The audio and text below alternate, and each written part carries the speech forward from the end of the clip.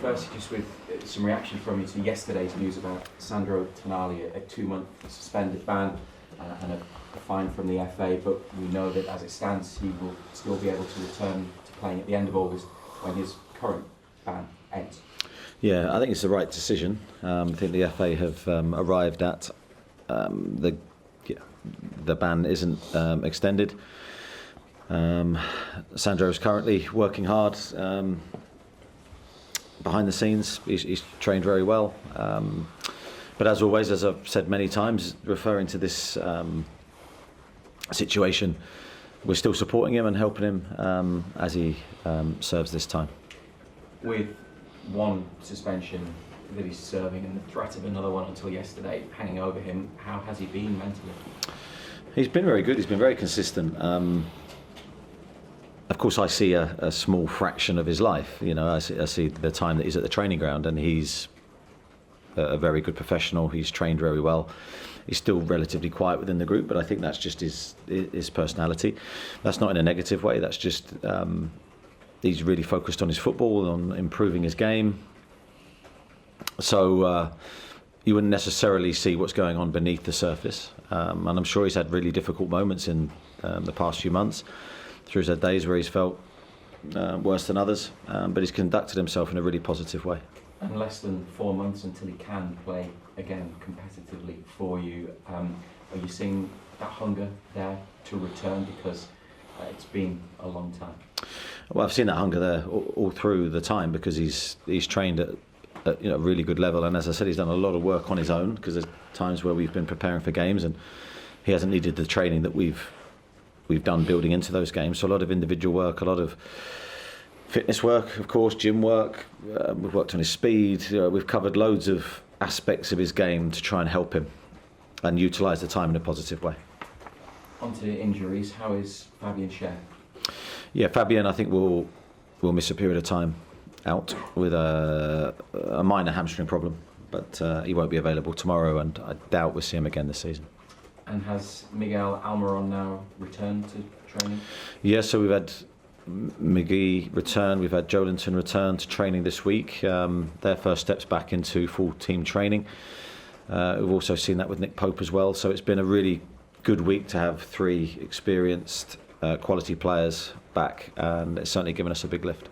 3 different players, 3 different injuries. Do they have individually any chance of making the squad for Burnley? We'll see after today.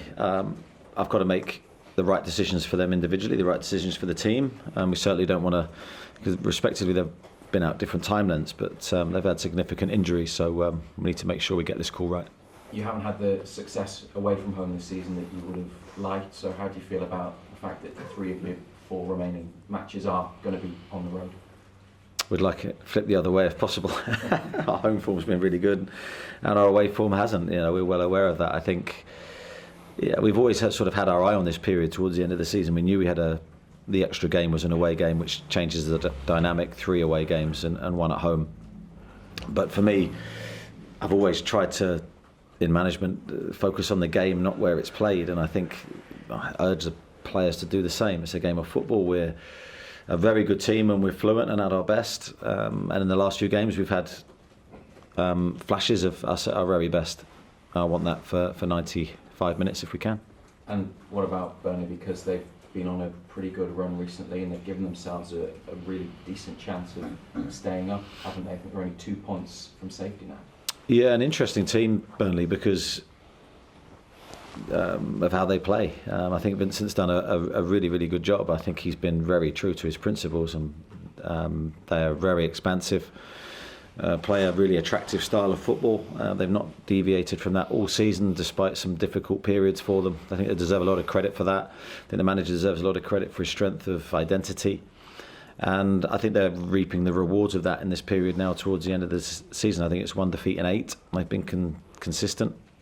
And I know Turf Moor very well. I know it's a difficult place to go for any team. So we'll be ready for the game. Thank you. Back to Rosa, Keith. Eddie, the FA said in their written reasons yesterday that it was extraordinary and unprecedented what Sandro did in terms of his self-referral. What does that say about him and how he's coming back from this? Well, yeah, I think he instantly, when this whole thing started, I think he was very keen to sort of hold his hands up and help everybody sort of uncover it all, and he was very sorry for what he'd done. Admitted he had issues, he needed help. I think he deserves credit for that, because it's not easy to, when you're in that situation, sort of help the authorities and to admit that you've done something wrong. So I think that certainly helped him in this process, I think. And I'm sure it's helped him mentally as well, deal with what's happened, put it behind him and try and look to a new phase in his life.